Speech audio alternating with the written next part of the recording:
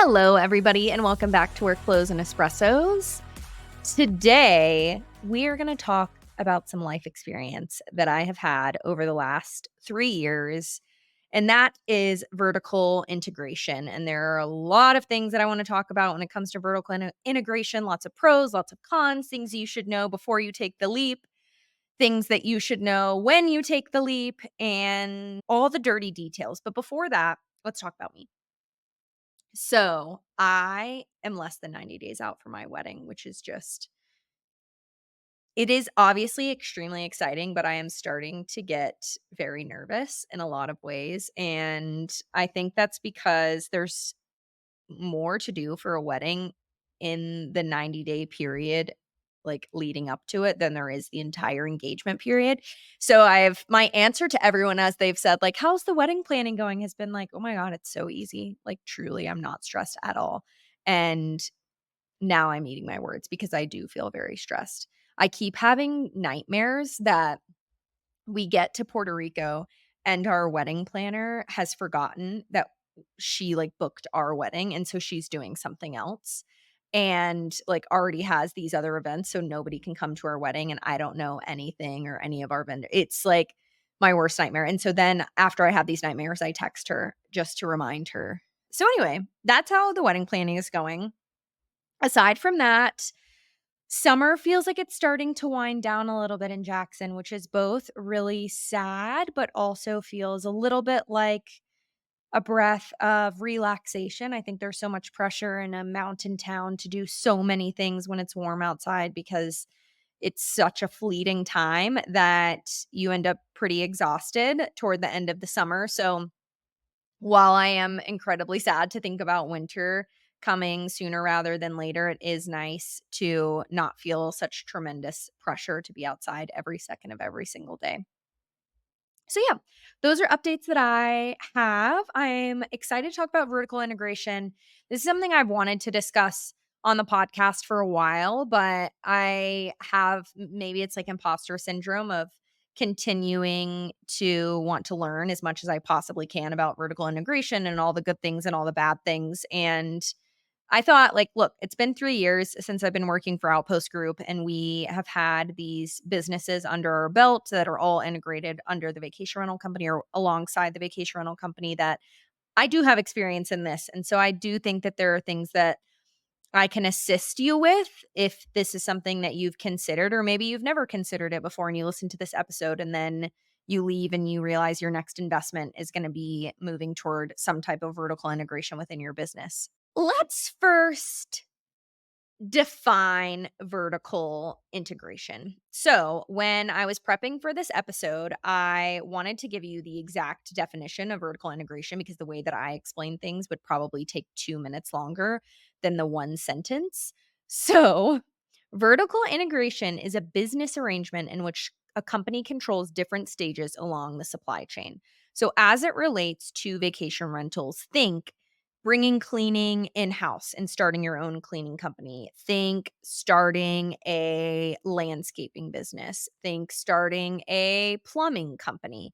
Anything that can help control this supply chain or process, right, from beginning to end of our company's journey. So on our side, it would be like, we have to clean houses, we have to do maintenance for houses, we have to communicate with homeowners, we have to communicate with guests. Anything that falls within this overall supply chain that is a separate business from the main vacation rentals would be considered vertically integrating.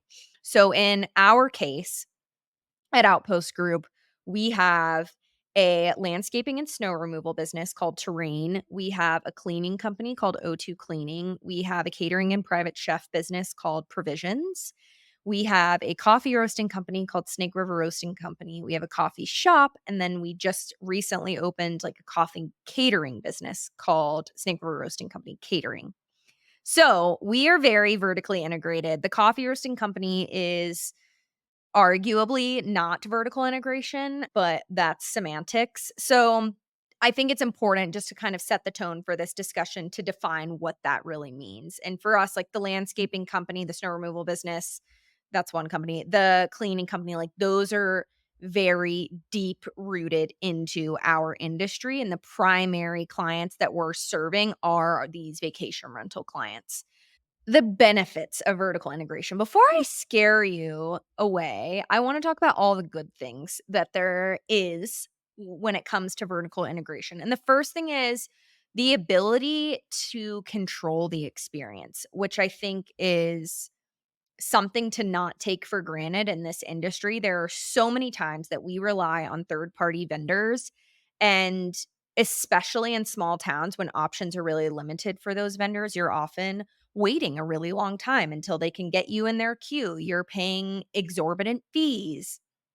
You are not able to set the standards, and so the job that they do is a lot of the times a little bit shittier than you would like for it to be, right? And so the ability to maintain standards through these third parties is really, really difficult. And vertically integrating, right? Let's use cleaning as an example. When you are using a third party company for cleaning, which is arguably the most common complaint in vacation rentals from guests, is that the home was not cleaned thoroughly enough. You are solely giving that experience and that standard to this third party. And you can communicate until you're blue in the face. But especially if you're in this smaller area and there aren't a lot of other companies that you can go to, and this company may or may not have a monopoly, like it's not really your complaints are not going to make a huge difference, right? And so these standards with cleaning, you're not able to set yourself. So, let's say you start a cleaning business and you establish those standards, you establish a cost structure, you handpick every single cleaner that is working on your team, you decide what software they're using, you control the experience from beginning to end. You will likely still receive complaints because that's the business, but you can expect those complaints to decrease significantly. Along that same vein, streamlined operations are huge when it comes to vertical integration, right? And it's like all of this is about having control over more than just one part of the overall experience in this like chain of business. And so having everything under one roof, having employees either in the same place or very near each other, having one software system that everybody's using from the cleaning company to the vacation rental company. You have faster response times, you have clearer and more streamlined communication, and you certainly have improved coordination. It really saves time when it comes to coordinating and communicating back and forth, and certainly you save time when needing to respond to any issues that come up, right? Like if a guest checks in and there is a major cleaning issue and you're using a third party service, you have to call that third party service, wait in their queue, get in touch with them, get on their list to go back, maybe pay an additional fee.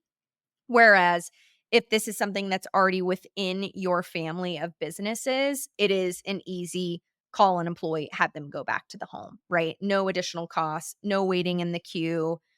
You are the top priority because it is your company.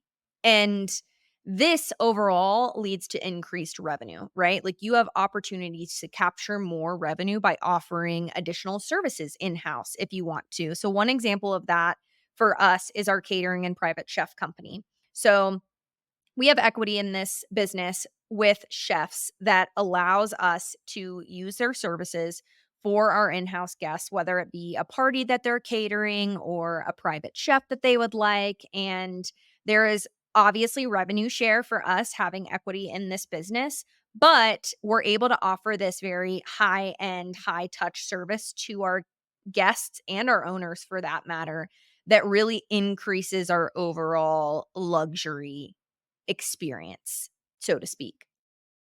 And as well as this, like capturing additional revenue, you have more control over your costs and you certainly have lower margins. And with that efficiency, right? You're often saving time on the staffing side. So your margins are lower in general. You're controlling the cost of the materials that you're purchasing for these other companies. And so you can receive wholesale discounts and you're not going to be marking it up for yourself. There are so many things that you can do on this cost saving side that ultimately benefit both companies or all 3 companies or all 4 companies depending on how big this, like, family of businesses you have is. And then there's the cost efficiency overall on the money saving side. So, You I think there's so much that goes into figuring out where to expand next in our industry. And that's a conversation that I have all the time where I talk to people who are owning a vacation rental company and who are kind of thinking about like, what does it look like next for me? Should I open a restaurant? I'd love to have Clark on, by the way, to discuss expanding into F&B and all the things you need to know because he has such a clearer picture of it than I do. And like my experience is very new compared to his. But there are so many times, right, where as vacation rental managers, we kind of sit down and think like, what is next? How can I protect my business from future COVIDs or any type of market decline like we've seen over the last couple of years? How can I diversify my portfolio? How can I improve the experience that my guests and owners are getting? And this vertical integration cost efficiency is so incredibly meaningful. I'll use the example from our landscaping and snow removal company. So previously, we were outsourcing all landscaping and snow removal. And part of our program is to try to reduce any markups that we have to homeowners due to our high commission percentage. So let's say we have a home that needs roof snow removal, and that's going to be $100 an hour that goes directly to the company. And say we also need to pay for additional materials because there was a leak. Okay, we might be paying $5,000 for one roof snow removal job for labor and materials that is marked up at least 40%. And then we're eating some of that cost because we don't want to pass all of it along to the owner to keep our hey, we want to keep everything in-house policy and not overcharge homeowners, right? So at the end of the day, this is costing us $5,000. When we bring this in-house, we're able to pay employees $35 an hour for roof snow removal. The materials we already have at our warehouse that we've purchased in bulk wholesale. There aren't any markups to us, and we can provide a little bit of a cushion and a markup to a homeowner.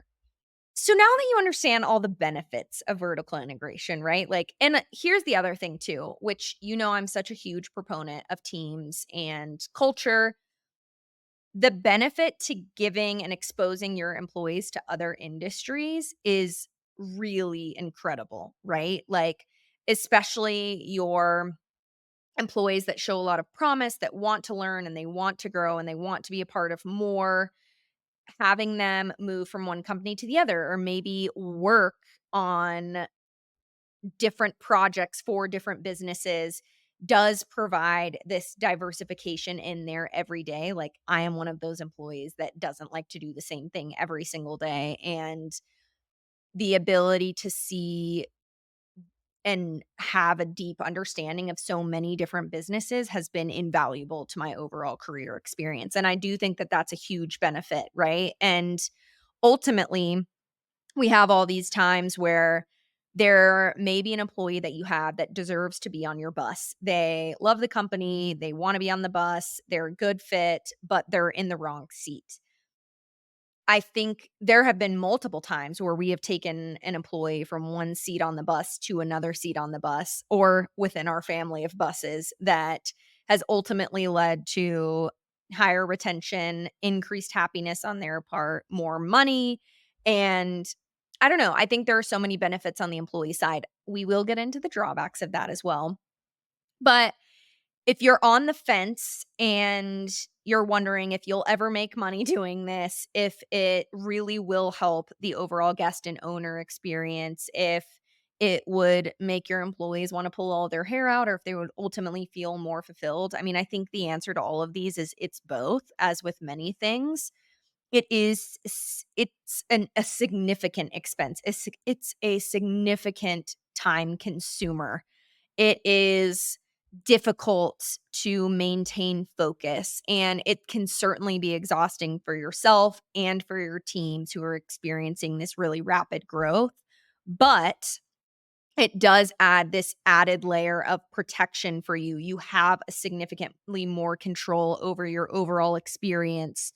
You are able to understand the ins and outs of any type of third party that you could imagine versus when you don't really know anything about landscaping and you're trying to get a landscaping vendor over to your properties, right? Like, you have just so much more knowledge of the industry in general, and the quality control piece of it, I cannot overstate how much this prioritization of service for our vacation rental company has impacted our overall level of service and helped with our owner retention in general and increased our repeat guest percentage.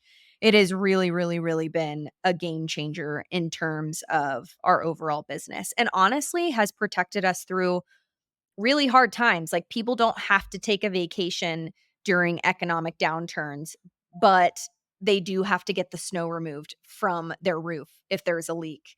And that has been really beneficial for our overall just like economic impact on our business. Guess who we have back for another In Haven Insight? Ashley, I'm so happy you're here.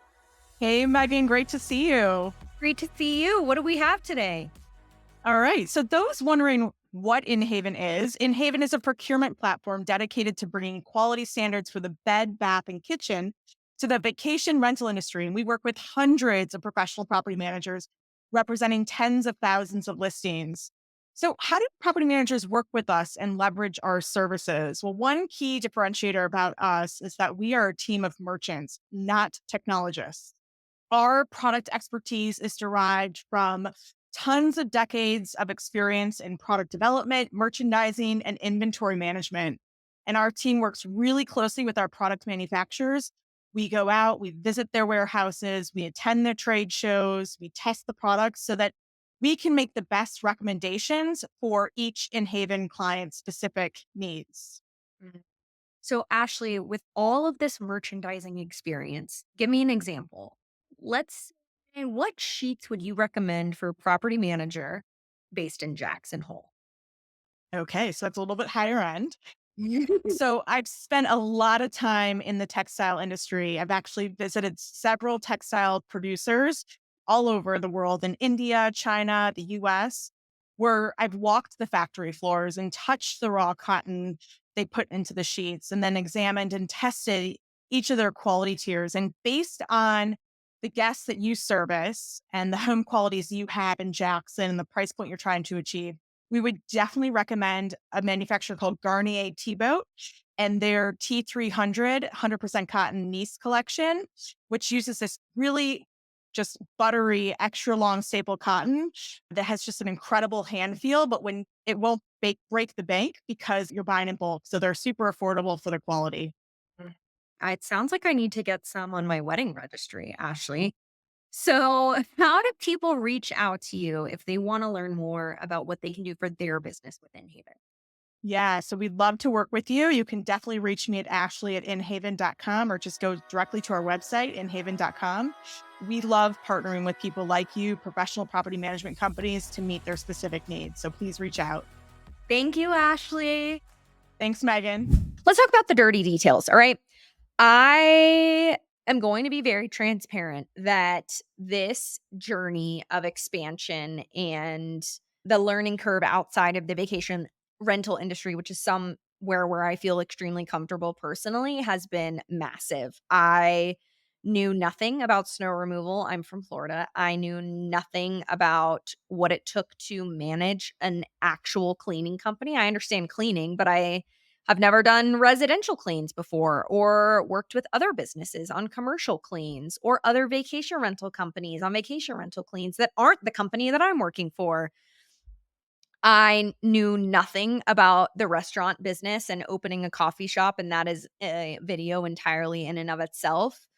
But there's a steep learning curve, and there is this level of uncomfortability that you almost feel at any given time because you're wondering if you're making the right decisions, where when you've been in the vacation rental industry for so long and it's really second nature to you, you don't have to think so hard about these decisions because you've pretty much seen everything. So it almost feels like autopilot in a lot of ways. And this is a pro for me as someone who loves learning new things and appreciates a challenge. I have certainly felt a lot of excitement during this, and I think this, like, entrepreneurial mindset of mine has been fulfilled in a lot of ways, But it is exhausting, right? Like, there are times I've been awake till 3 in the morning on my computer ordering sugar packets with employees, opening a coffee shop when I didn't even think that we needed, like, things you never even think of. And there are times where there's a snowstorm and I'm awake in the middle of the night wondering what the impact to our team is gonna look like the next day. And there are certainly cash flow issues that have kept me awake for many nights on end, because this takes a lot of capital and it's not just your time, it's a lot of money. So, drawbacks. Number 1, it is a high initial investment. No matter which way you slice it, starting a new company is expensive. You have to put money into it. You have to hire people. You have to either acquire the company. If you're not starting it yourself, there is a financial strain that will exist no matter what. And it is up to you, if you have a profitable vacation rental company, how you choose to invest that money. But if you are investing it into another new business that is part of this vertical integration strategy you have, you should not expect to make money overnight. I'll use our landscaping and snow removal business as an example. We have been in operation now since the winter of 2022. And we are just now getting to a point where we can take somewhat of a deep breath when it comes to cash flow. And that's just because it's a really hard business to be a part of. And it's really hard to make money in landscaping. And it's really hard to make money in snow removal when it's so uncertain. So, do a lot of financial models before you do this. Really understand how much money you have to put in, how much you're willing to put in, up that significantly, because there are going to be some unforeseen circumstances. And then make sure that you have locked down financial models, pro formas, cash flow analysis before you make these decisions. And if you don't have the money, certainly make sure you have access to it, because, again, unforeseen circumstances account for more rather than less, and overestimate rather than underestimate. So hopefully you're pleasantly surprised. But if we could go back and do it again, I would certainly have dived deeper into financial pro formas and understood exactly how much money having these companies and starting them from scratch, and even acquiring some of them, because some of them started via acquisition. I wish that I knew exactly how much capital it would take so I could tell ourselves now, "Hey, be prepared to invest X amount of money into these businesses before they're self-sufficient."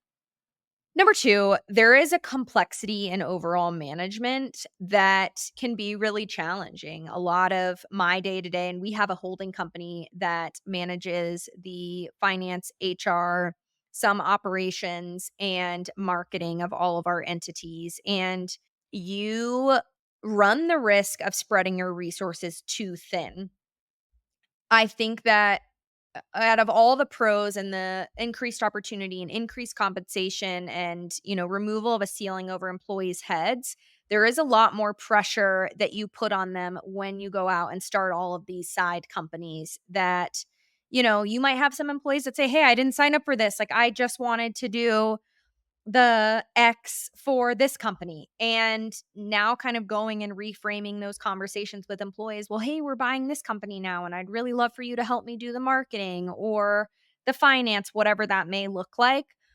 It can make employees feel very, very spread thin. And so, either being prepared to hire significantly if you're not planning on kind of sharing those resources, although that is part of the cost savings of vertical integration, is utilizing those resources for multiple businesses. At least make sure that you have people on your bus that are interested in that type of opportunity. Because if you have a lot of people that don't want a single thing added to their plate or aren't expecting any more opportunity, it could put you in a really difficult position where you have to hire significantly. And overall, like, it's just really hard to shift your focus consistently. And we'll talk about reduced focus in general, but you start your day talking about this snowstorm that's coming and what type of resources you need, and then you immediately go into a cash flow conversation with your cleaning company, and then you need to go and figure out what it looks like to have your company catering a big event that's coming up, right? Like, there are just, you're consistently dealing with different problems, and there are so many balls in the air in addition to the vacation rental company that you're already managing, and that can feel overwhelming at times and too much at the worst.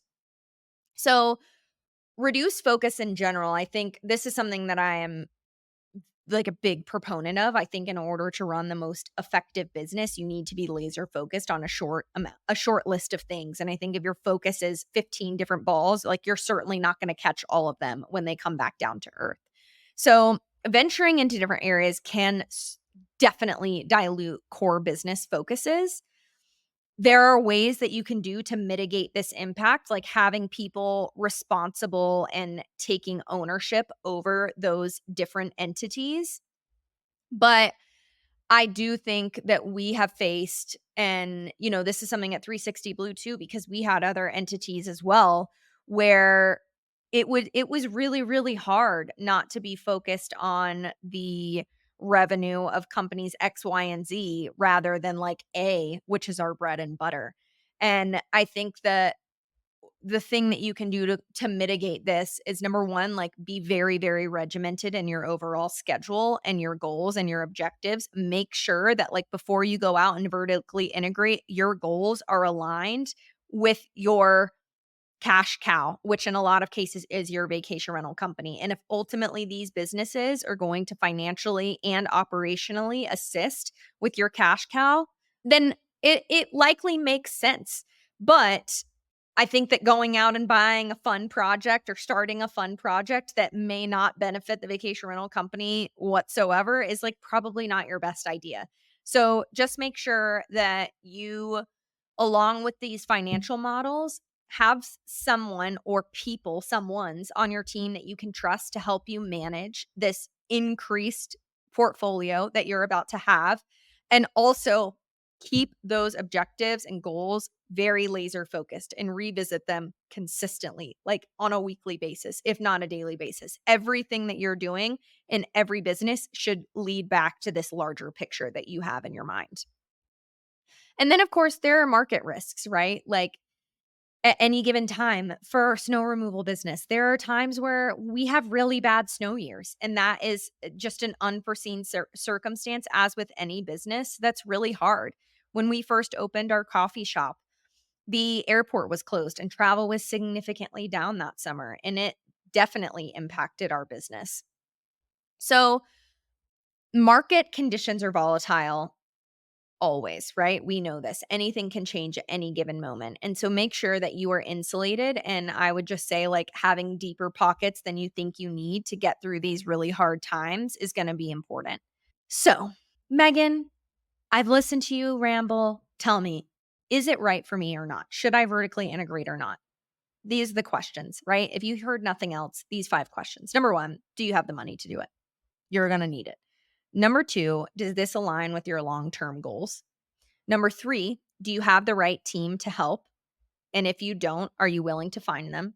Number 4, do you have the capacity yourself in your life right now? Are you having a lot of kids? Are you just about to get married like me? Are you going through a major life transition? Do you have the capacity to handle this? Because it is going to be larger and more work than you likely expect it to be. And number 5, when in doubt, SWOT it out.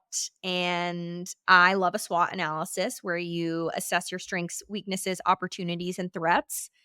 I love to do a SWOT analysis for any big decision that I'm about to make strategically for our companies. And if it makes sense on a SWOT analysis, then a lot of times it makes sense in real life. So if you're ever in doubt, make sure you SWOT it out.